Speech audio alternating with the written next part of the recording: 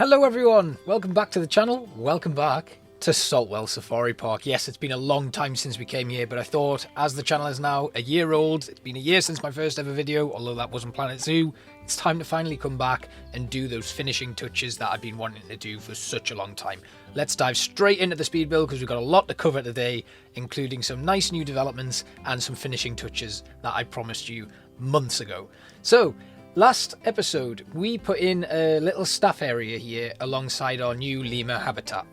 And it's finally time to decorate those dull and flat looking buildings. So, in true LJ Roche TV style, we are going with a variety of different contrasting themes, textures and colours to really bring this building to life. Now, the roof is a little bit of an unorthodox one, so I found it quite difficult to come up with something, and I thought rather than making the roof be the standout piece, the actual walls of the building would be. So we are going to be using some cracked dry stone pillars here that we're just going to run all the way up the sides of the building. I did do a little bit of experimenting with taking out some of the wood and having a few more statement pieces of stonework in there, but it didn't look quite as like how I imagined it was going to look. So instead we ran these pillars up to make them look a little bit like some supports, or they could actually just be flat fascias, something that you kind of see in a lot of these almost IKEA like style houses that we get quite a few of them coming up in the UK at the minute, where it's almost like a flat pack house is just put together and it's got this really interesting mix of stonework and woodwork combined, and it always looks pretty fresh and modern. So that was kind of the feel that we were going for here, because I also thought that would be quite a nice like stark cutting contrast between the building next door, which is this kind of grand ornate church, and then even further down you've got the train station as well with that red brick rise, which we are also going to be working on later on in this episode. So I wanted to bring it to life even further by putting some more attachments to the walls, namely the windows with a couple of little iron and steel overhangs and little planters and things like that are kind of just sticking out like little window boxes. Now, I didn't put any foliage in there because I thought that might be a little bit of overkill, but foliage does form a part of this building. I obviously haven't shown you me decorating this side of the building because it's more of the same basically. Anyway, making the roof stand out a little bit more, I thought the white of the wood wasn't working too well, so we made that a dark black wood and then put a nice little racing stripe of basic wooden planks running all the way up it.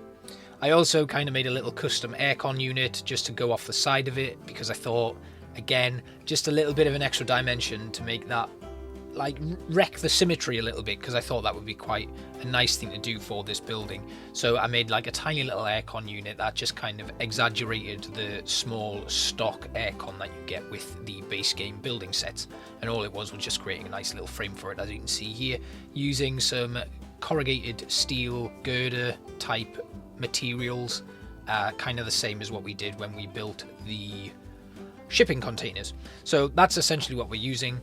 And yeah, that was it. I'm pretty happy with this one. It took a little bit of tweaking to get it all to come together, but I'm happy with the final outcome. And then of course foliage will always feature quite heavily in the buildings here, because I want it to be this lush green landscape with a lot of nature almost reclaiming buildings and things. So we ran some strips of ivy all the way up and had it kind of pooled in the top corner of one of the buildings, which I thought looked really cool.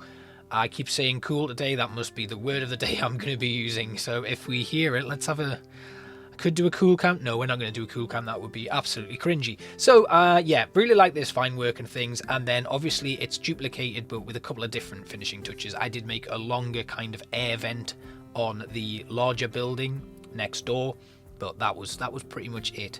And oh yes, I added solar panels. So I made some different solar panels. I'm going to talk about that in a little bit, but last things here is just to put a base trim all the way around this, because I thought having that wood going straight down to the floor didn't really work for me. Next, I've been wanting to use these rusted iron curved posts for such a long time, and I could never really figure out a way to actually integrate them into a build. I don't know why I love them so much, but I just really do. They're one of my favourite pieces in the entirety of the game, and I think it's just because that texture of that rust looks really, really like detailed. It's incredible.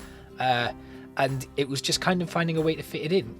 And then I was like, right, we're going to make a planter here, but I kind of want to put something in that kind of acts as a guide, almost as if we could pull a tarp over the top of it here to protect it from the winter or something.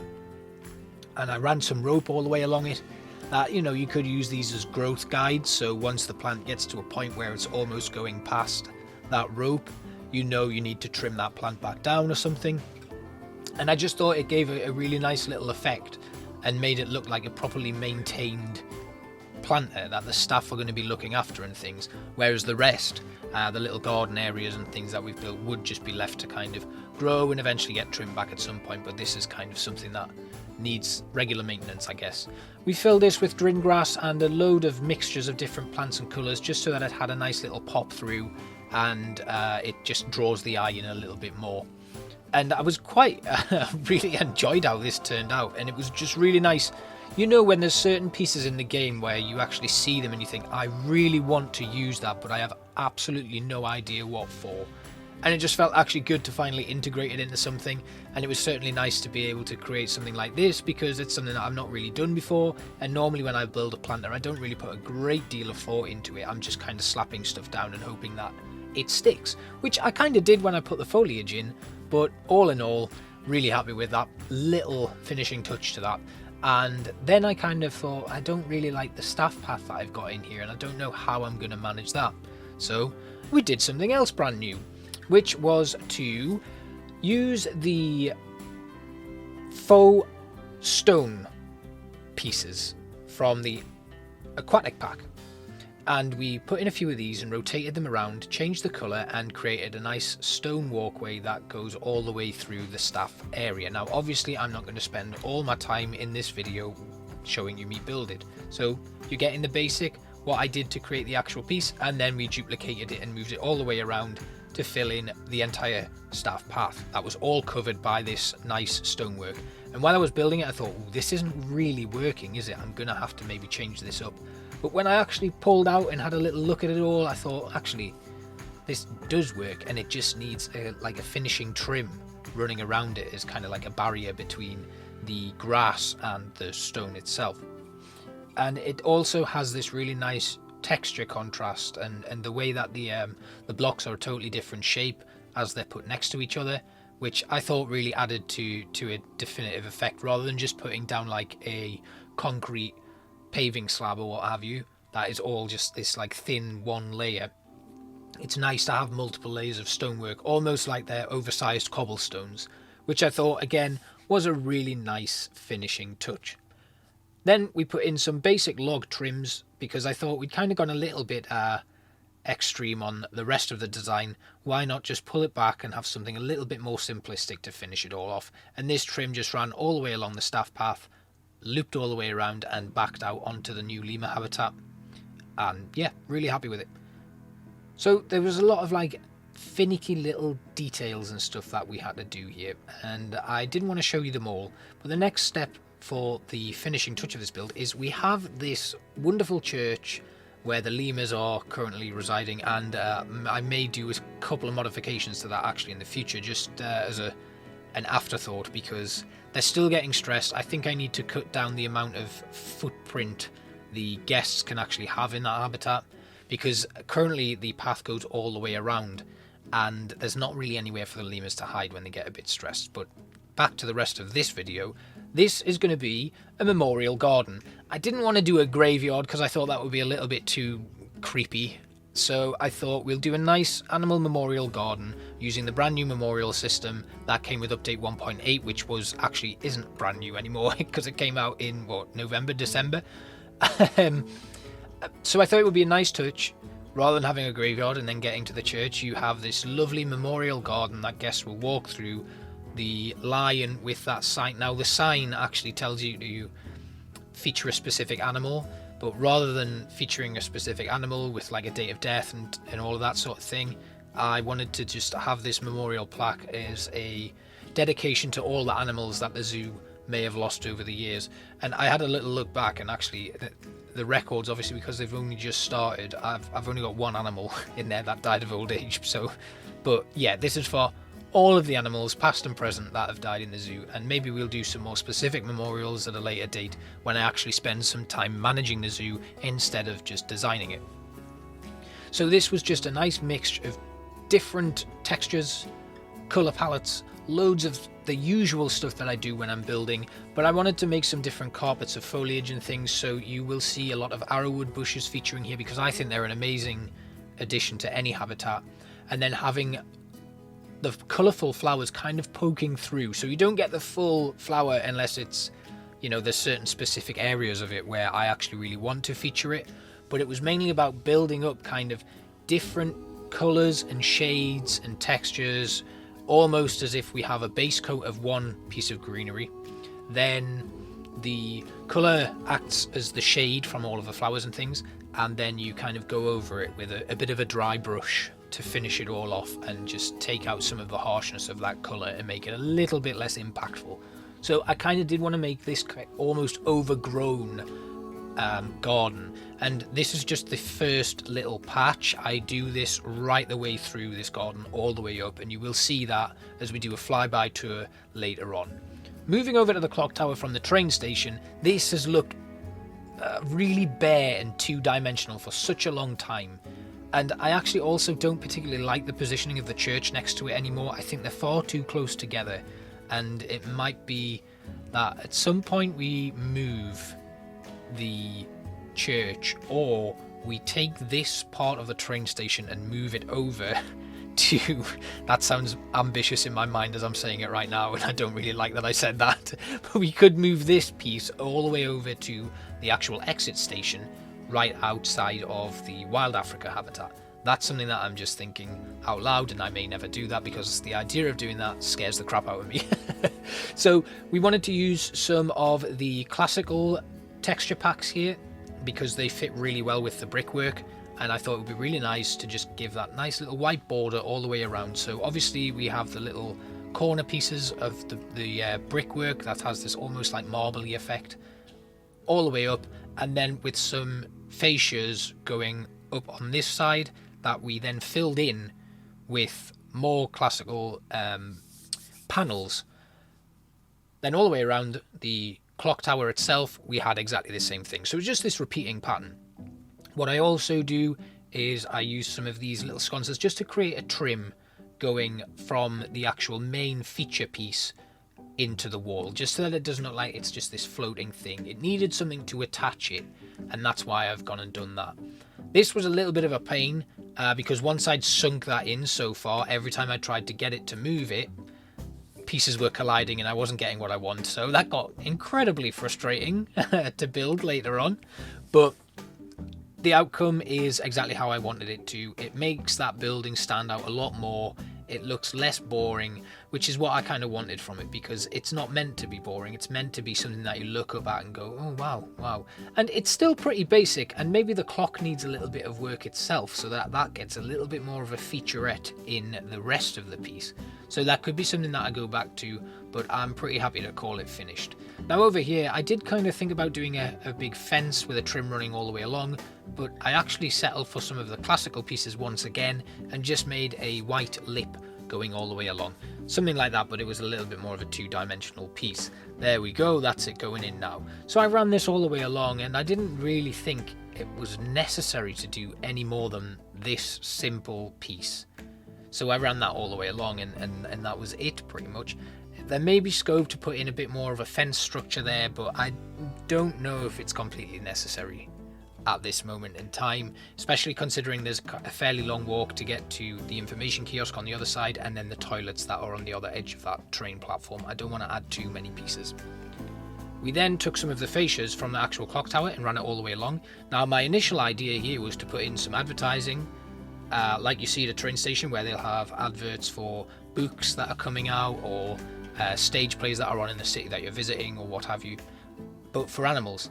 Unfortunately, those curved classical pieces, the archway type structures, they're such an unorthodox like size that it makes it very difficult to fit anything in. I'd thought about using the TV screens, the 1 meter ones, but they were too small, and then the 2 meter ones, as you can see us playing around with it all here, nothing fit how I wanted it to fit. So for now they've been left blank, but I did put in the pieces to act as a backboard, and we may well put in some posters at a later date. Next, it's terrain painting. Now this is something that I've been meaning to explore and play around with for a long time, because we have a lot of mismatched terrain here, and it's actually come as a little bit of an inspiration from playing Jurassic World Evolution 2. So I wanted to incorporate some of the stylings and stuff that I'd picked up playing that game into this and see if it could actually improve my techniques as a builder, so that I don't have to use so many rocks when I'm looking to fill out a scene. Over here on the train track was the perfect place for me to actually start experimenting with this, because we've already got quite a lot of levels at play here and spots where terrain can actually be painted. So the idea was that we took some aspects of mixing rock terrain painting with some of the softer rocks and then merging it into soil and eventually grass. Obviously the train shouldn't really have any grass on the track. I'm going to get back to that in a second, because here this part of the track is really close to the edge and it needed some support. Now it would have been easy for me to just drag the terrain out a little bit, and I didn't want to do that. I wanted something that was a little bit more unique. So we created this wooden platform with some steel girder supports and then some mesh. So the idea being that as the train goes by, you'd get the vibrations as it rumbles along the track that could actually shake some earth loose or what have you. Well, that mesh is there very much in the same way that we've done with Northlands on some of the pieces in there, where I described it as if like they sometimes get them on the side of motorways to hold any sort of earth and heavy debris in there and stop it going out onto the motorway. It's quite the same here. We don't want any of this earth to be falling away, because it would be absolutely like a massive health and safety hazard as a train's going by then.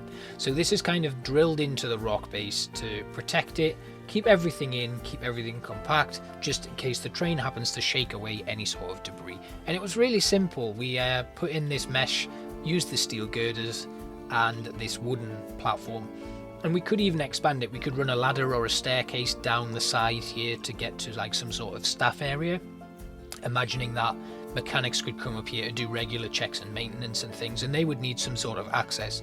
So it's kind of thinking about these little scenes that you would create. I've mentioned this already in a few of my other videos. You kind of always have to be thinking of, I guess it's a role-playing aspect of the actual zoo, where Planet Zoo does give us these tools, but there are stories to tell that things like staff pathing and things can't actually tell. If you're sending a staff member to a security office, you use the security office building, but also is there not a scope then for you to tell a story somewhere else? Like have a separate security office that isn't actually usable, but design that and put in some little bits and pieces. So here, this is somewhere where the mechanics would go. Now we don't have something like a building for them to go and conduct track maintenance, but you would want to show that that's definitely something that would happen. Enough of that. I can talk a long time about that. Maybe I should do another video on telling stories within your zoo or something. Anyway, coming back over here, this little guest area, we just wanted to finish it off, basically. It had been left unattended for quite some time, and it just looked a little bit like it had been ignored, and I didn't want to do that. So again, we brought in some rocks, then we started painting terrain again, and adding in some little finishing touches like some arrowwood. Is it even called arrowwood? I can't remember. These are arrowwood bushes, and then some other kind of more colourful bushes, little bits of tree stumps and things. Ran the foliage all the way around and then put in some reeds. I then wanted to swap out the tree on that main island, but we'll come back to that in a second. I put in a little scene again with a crocodile, because again, this runs along the reptile centre, so I kind of want to start putting in the work that we are coming up to the reptile centre now by adding in some little crocodile statues. We already have a dwarf caiman on the island in the middle of this pond, so I thought it would be appropriate to just carry that on. Throwing down a load of bracken just to make it look a little bit more grown out. I hate that the grass texture kind of vanishes as you zoom out, and it makes sense, but I don't like it, so I prefer to put in something a little bit more natural. We then took out that big tree in the middle and replaced it with something far more colourful, just to draw the eye in as guests go around, and you can see actually even from a distance, you know where that tree is. Train tunnels next, everybody, and this was just really simple. I didn't want to go too overboard on this one like I've done in past tunneling builds, because this isn't something that we see. I just thought it would be nice to put something in so that there's a little nod to the fact that we've put in these supporting pillars and things, and that's that. Because if we ever do a tour where we go through a tunnel in the train, I'd quite like to be able to show that this has happened. So we just used logs, we used some of the Indian corner pieces to add that extra support in. I played around a little bit with lighting and things, but then actually decided to use some of the new lanterns from the European pack with a candle in it and just attached it to a little brace. And that just runs all the way on the right hand side of the track, so that as the train is coming, as the train goes in, it's lit from the side where it's approaching rather than the left hand side, because you can't actually see that until you're in the tunnel, if that makes any sense whatsoever. This is the finished lantern. I just thought it was a nice finishing touch to actually put it all together. Obviously earlier on you saw us doing a little bit of adjustments to the terrain itself, pulling it down a little bit just so that it matched the supports a little bit more, and we have also dug it all out so that it's painted appropriately. Having grass in here just doesn't make any sense. Soil, rock, that sort of stuff. There's no light for the grass to grow, but we could put moss in. And that's exactly what we do. We bring back the caribou moss, which I love using so much because it's such a versatile little piece to put in, and it can kind of adapt to any situation. So I did throw that in just to make it look like this tunnel had a little bit of growth in it. As it's the main tunnel when you come out of the guest entrance area, it just seemed right to actually fit it all into place like that. Here we are at Wild Africa. Now Wild Africa has had this little building unfinished for a long time. Now that we've got restaurants, it's time to put a restaurant here. So I took away a lot of the path to make our restaurant, so now at the moment if guests just want to go and view the animals in the Wild Africa habitat, they have to come up to the viewing platform, which is outside, instead of actually going in to that covered area. That is now our restaurant. I put down some wood floor. Again, with these wooden floors, when you have a huge kind of section of it like this, I think it looks quite boring. So I wanted to do something a little bit different with it later on and just make sure that it stood out a little bit more. We moved our plaster up because there were certain areas where I just thought we could do with just hiding them. There was no need to have them in place. And here you'll see we've got the wood floor that kind of steps down, so I ran some Arctic wood all the way along just to hide the imperfection in there, because the path actually sits a little bit lower than where I've got that wood at the moment, but I didn't want to adjust the wood after putting it in place. So we took this wooden beam, we ran it straight up to the entrance and all the way along. So it looks like there's a little step when you get up to the top of the ramp, and then we started filling in some of the other imperfections here, where obviously I'm not going to be able to put a extended wall in, and we had that wood floor poking through into the guest viewing area, which I didn't really like. Threw down the tables. I think there's about 10 tables here that we can put in place. These do change eventually to booths because I didn't like the tables. I thought they took up too much space. I put in a fake door here, just a sliding door, so the two windows either side are just plain flat windows, and then we made a little sliding door with a nice big handle here and used some of the steel square beams that are from the base game, changed them to black, and then had them in, kind of making it look like a door frame. So this door would just slide to and from. I left it half open so that it kind of lets the elements in and gives you a nice little lighting contrast between the window and the open space. And I just thought that was a really cool way to finish it off, and a nice way to use some pieces that I don't get to use a lot, like the glass opaque wall pieces. Threw some candles down on all of the tables because, you know, you've got to have a little bit of ambience and atmosphere in these little restaurants. And then it was a kind of case of just decorating it. I didn't want to spend too much time doing that, but I also thought we actually need something to differentiate between the restaurant and the viewing area. And how do we do that? Because I actually want this to be open still. I don't want to roof over this little area here, because I think that's quite nice to have. And I also realized, hey, this restaurant, I haven't thought of a name yet.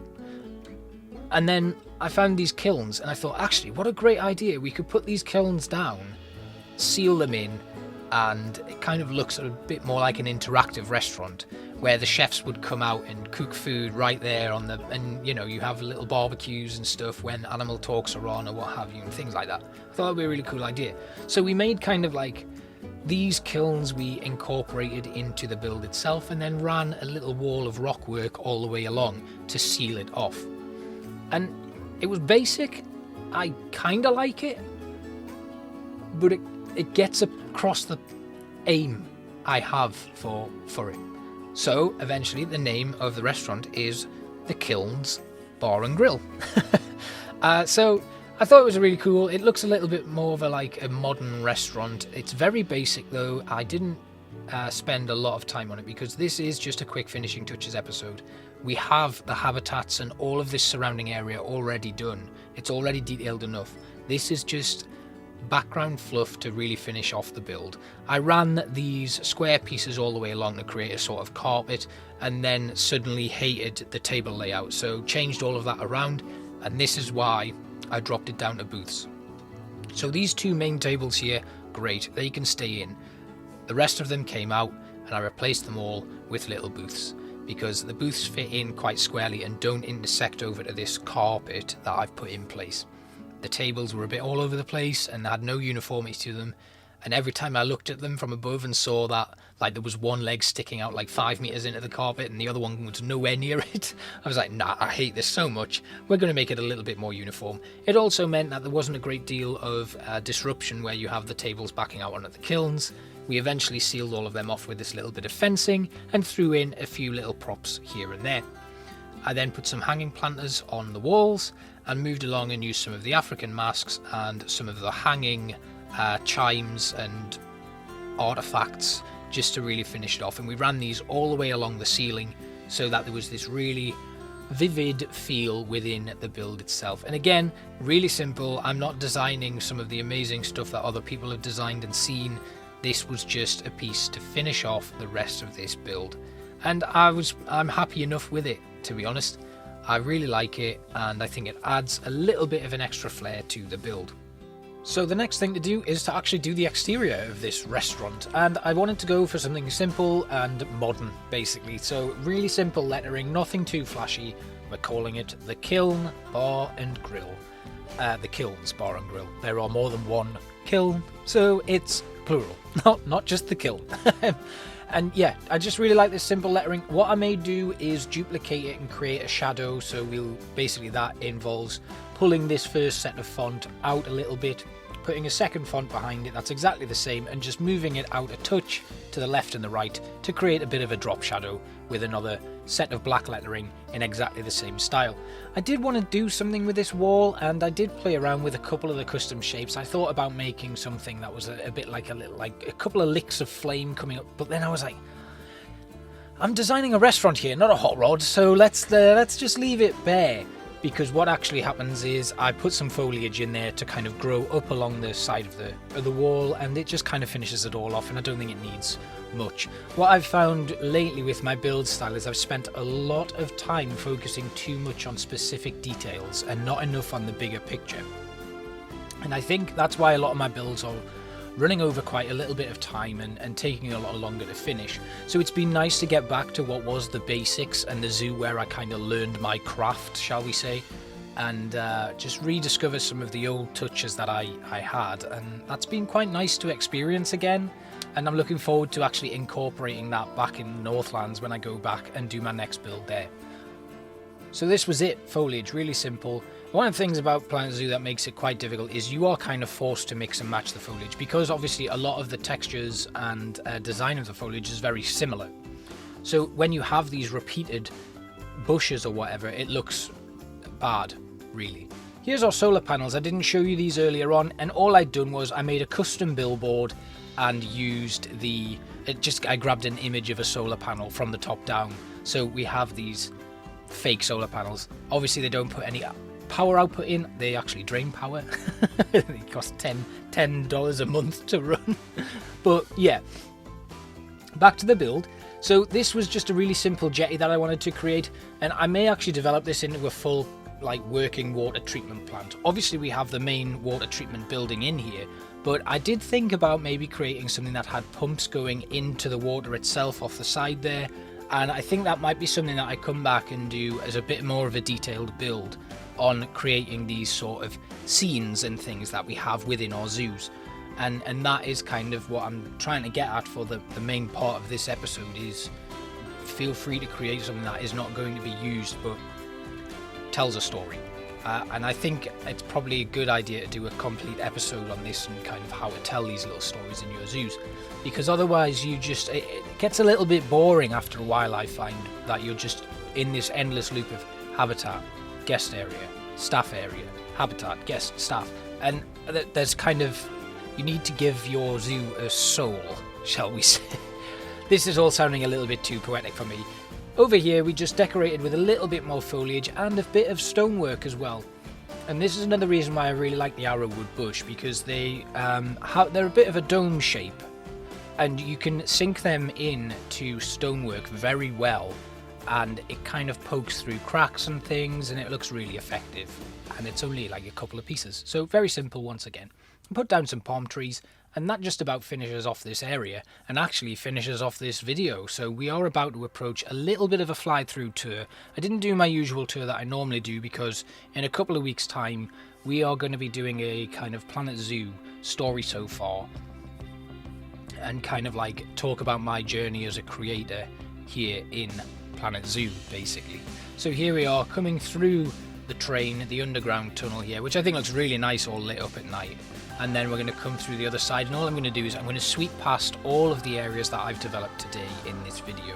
And yeah, it looks great. I'm really quite happy with it. You've got this lovely sweeping view. As the train comes around, they'll obviously see that water treatment plant, which kind of puts me off wanting to do a water treatment plant at all. What we could do is we could turn this into a bit of a canoe hut or something, and have some of the canoes out on the water as if they're hireable, or we could have like an activity centre sort of thing, like a little scout hut maybe.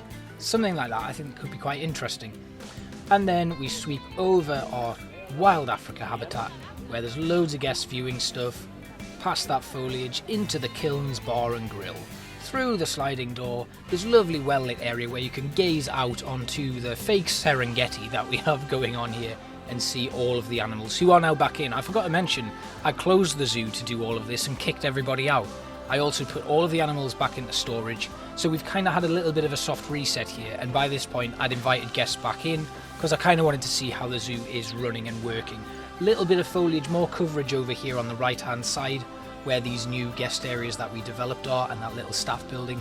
Up here, onto the train track, nice thick tree coverage as the train barrels along through this forested area. Look at that terrain painting, everything kind of matches and has like a dedicated feel towards it, where we have trees lining the rocks here, but nothing growing on the rocks themselves.